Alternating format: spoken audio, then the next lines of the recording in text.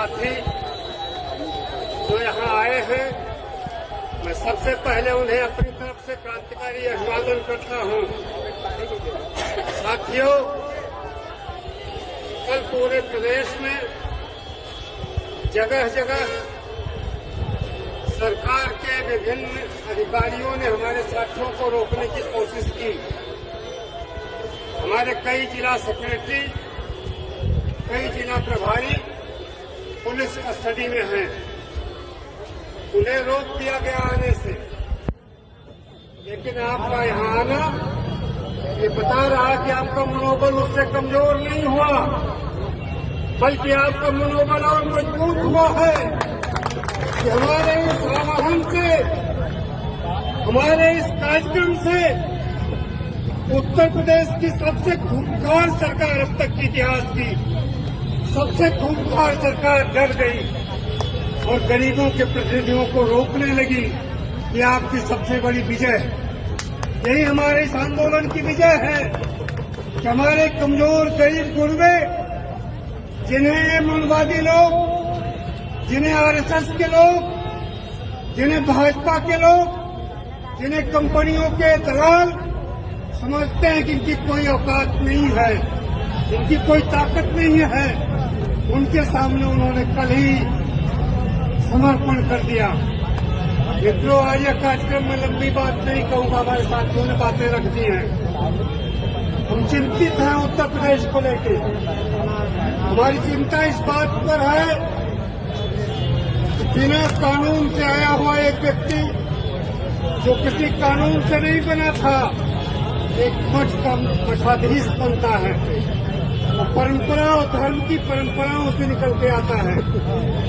और उसके बाद उत्तर प्रदेश में बिना चुनाव लड़े आरएसएस के इशारे पर उसे उत्तर प्रदेश का मुख्यमंत्री बना दिया जाता है।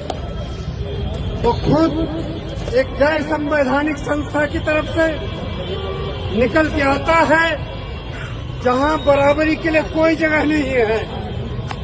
मठाधीश के सामने आने वाले लाखों जनता उनका चरण छूती है, बराबरी से नहीं खड़ा होती।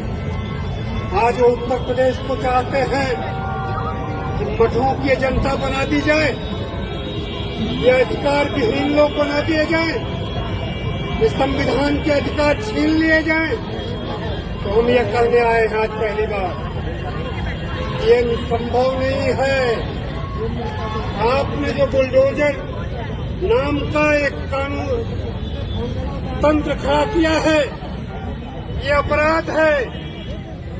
इससे कानून का ध्वंस होता है, न्याय व्यवस्था टूटती है, लोकतंत्र कमजोर होता है। इसलिए हम पहला अभियोग आपके ऊपर लगा रहे हैं कि आपने उत्तर प्रदेश में लोकतंत्र और कानून के शासन की हत्या की है। दूसरी बात हम आपसे कहना चाहते हैं कि आप भय से राज्य शासन करना चाहते हैं। आपने उत्तर प्रदेश को एक डर का प्रदेश में बदल देने की कोशिश की है। आपकी पुलिस इतनी नाकारा है कि उसके साथ हथकड़ी में बांधे हुए दो भाई अपराधियों द्वारा मार दिए जाते हैं और महीनों तक पुलिस को पता नहीं चलता कि हत्यारे कौन है। और गरीबों के सामने आके आप दीवार खड़ी करके गर्व महसूस करते हैं कि हमने लव दीवार खड़ी कर दी है, इसे तोड़ा नहीं जा सकता। तो मैं ये कहना चाहता हूँ कि उत्तर प्रदेश पुलिस के लोग समझ लें, सिर्फ अनुज चौधरी ही जेल नहीं जाएंगे। 70,000 से ऊपर जो इनकाउंटर हुए हैं, जब सरकारें बदलेगी तो एक एक ट्रांसफर पर आयोग उत्तर प्रदेश में न्यायिक आयोग बनेगा जो इन सारे इनकाउंटरों की जांच करेगा। और जिन लोगों ने कानून का उल्लंघन करके गरीबों को मारा है, मुस्लिम नौजवानों की हत्या की है, दलितों को मारा है, उसका हिसाब उन्हें देना होगा। ये याद रखिए, आप कानून से पैदा हुए हैं। अगर इस देश में नियुक्तियों के लिए कानून नहीं होता तो आईपीएस आईएएस पीसीएस जन्म नहीं लेते। आप कानून से जन्म लिया हुआ है आपका, और अगर आप कानून का उल्लंघन करेंगे ये कानून आपके गले तक जाएगा और तब आपको लगेगा यह मैंने कितना दबाव में यह काम किया है। तीसरी बात हमें कहनी है, योगी जी आते आश्चर्य होता है। एक ऐसा मठ जिसके पास हजारों एकड़ जमीन है, बलरामपुर, महाराजगंज, नेपाल जैसी हजारों जगहों पर हजारों एकड़ जमीन है इस मठ के पास, लेकिन आपने भूमाफिया एक शब्द जन्म दे दिया। जो सबसे बड़े भूमाफिया हैं वो भूमाफिया के नाम पर इस देश के गरीबों को उजाड़ रहे हैं, उल्टी दिशा बहाना चाहते हैं। सोनभद्र मिर्जापुर के तेंदुआ खुर्द के वो आदिवासी जो न जाने कितनी पीढ़ियों से उस गांव में रहते आए हैं, आपने रात के समय वहां के प्रशासन ने जनता के सामने एक दिन पहले वादा किया था कि नहीं वहां कोई कार्रवाई नहीं होगी, लेकिन रात में आप तेंदुआ खुद पहुंचते हैं और जनता पर टूट पड़ते हैं।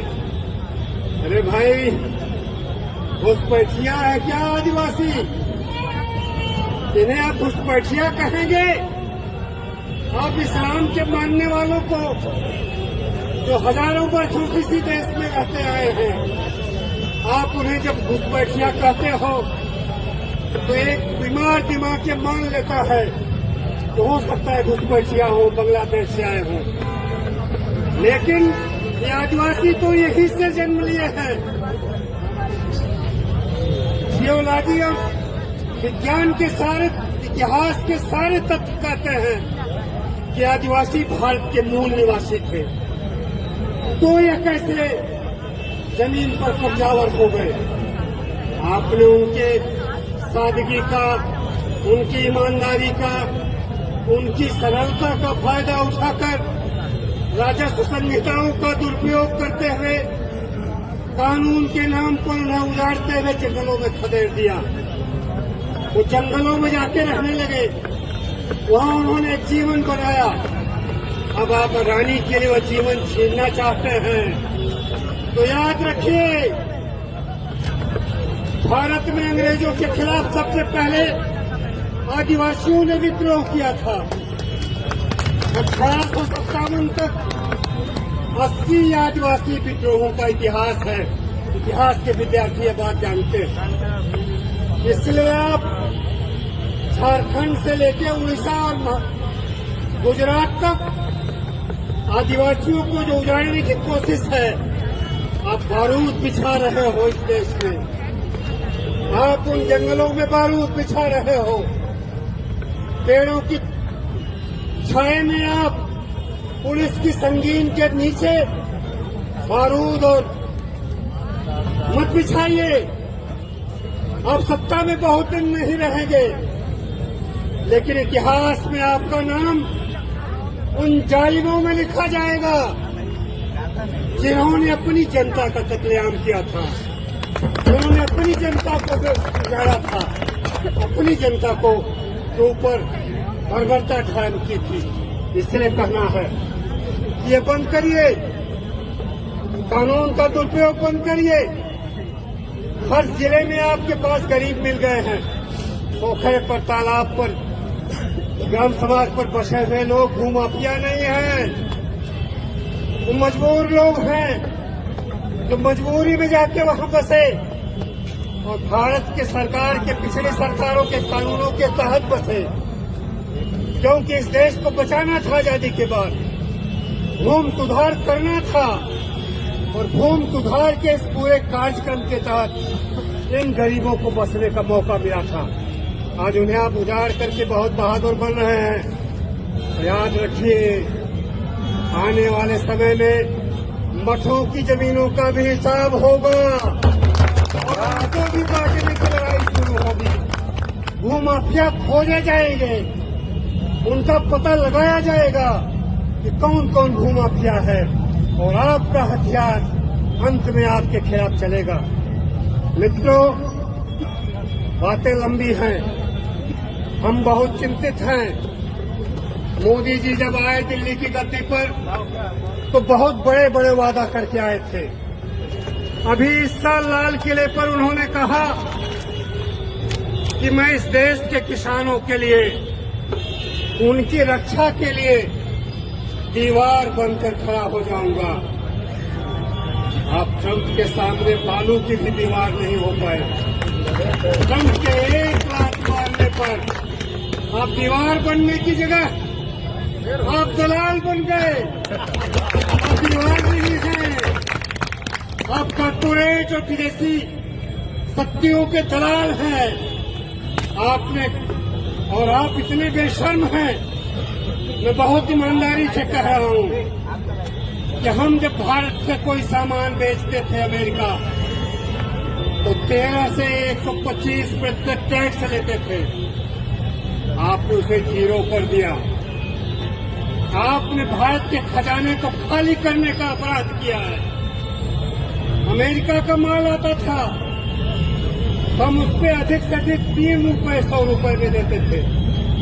अब आज 18 रुपए का टैक्स लग गया है, और आप अपना पिछवाड़ा पीट रहे हो कि उत्सव मनाओ। इसी तरह से मीर जाफर भी उत्सव मनाने के लिए कहा था। जब प्लासी में सुजाउद्दौला हार गए थे और बंगाल की दीवानी का अधिकार कंपनी को मिल गया था, जो आप दे के आए हैं, अभी आपके पीयूष गोयल को इस्तीफा देना होगा। जो आपने भारत की कृषि अमेरिकी कंपनियों को दे के आए हैं, तो मीर जाफर ने भी मुर्शिदाबाद में उत्सव मनाने की बात की थी।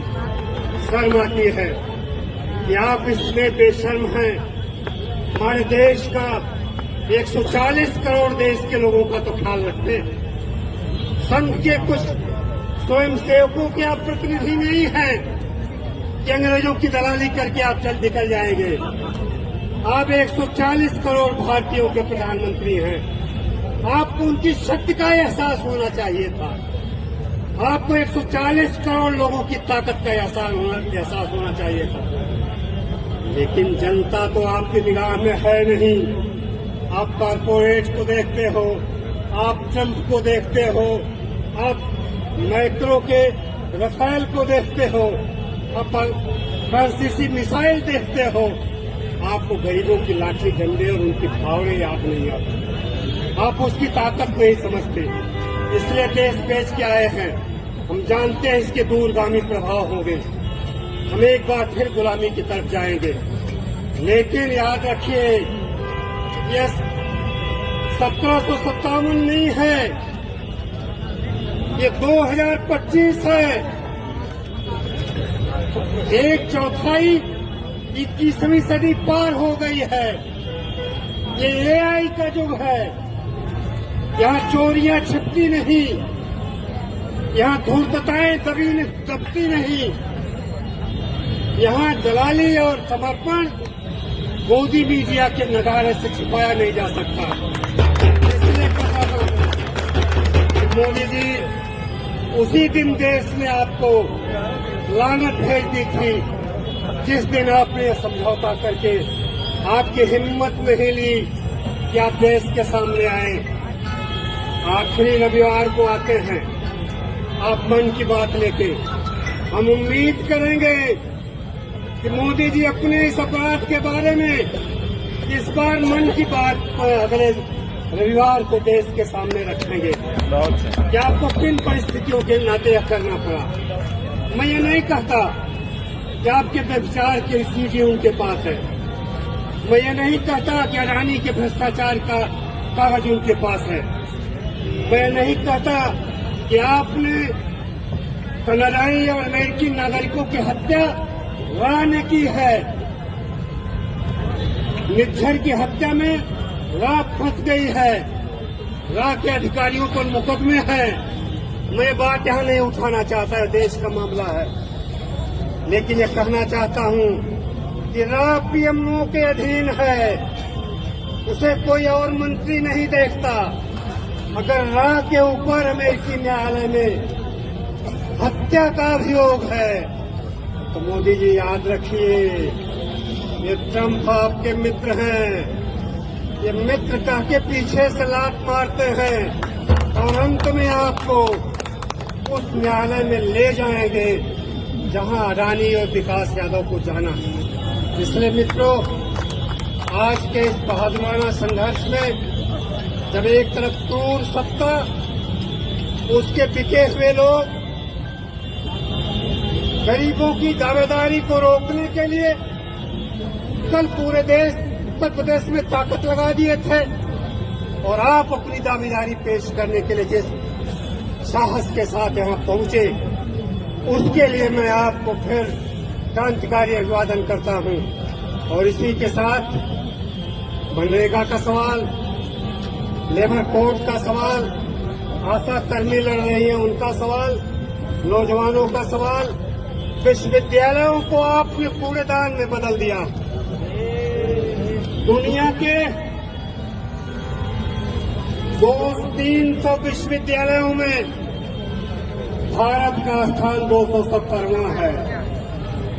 जिस भारत के विश्वविद्यालय टॉप 10 में होते थे, 10 में 1 होता था, उस जेएनयू को आप 14 साल से बर्बाद करने में लगे। उस जीयू को आप 14 साल से बर्बाद करने में लगे। आप चाहते हैं कि विश्वविद्यालय की जगह लोग शाखाओं में पढ़ें। यह नहीं होगा, ऐसा हम नहीं होने देंगे। हमारे नौजवान खड़े हैं। आप दिल्ली, आपके गुंडे, बजरंग दल और विहिप के गुंडे, विद्यार्थी परिषद के गुंडे आयशा के छात्रों पर जीव में जिस तरह से हमला किया, वो पूरी दुनिया में निंदा हो रही है। बेशर्म है यह। इनके पास जवाब देने की जगह नहीं है। तो आपने इस देश का चौतरफा बेड़ा गर्क किया है। समझ जाइए, अच्छा हो जैसे किसानों से माफी मांगते हुए आपने 3 कानून वापस ले लिया था, उसी तरह से मैं उम्मीद करूंगा कि अब आप आएंगे, देश से माफी मांग करके पद छोड़ने की घोषणा करेंगे। इसी के साथ मैं अपनी बात समाप्त करता हूँ। इनकलाब जिंदाबाद। उन सारे साथियों को बधाई जिन्होंने महीनों से मेहनत करके इस आयोजन को सफल बनाया। धन्यवाद। बहुत बहुत धन्यवाद साथी जयप्रकाश।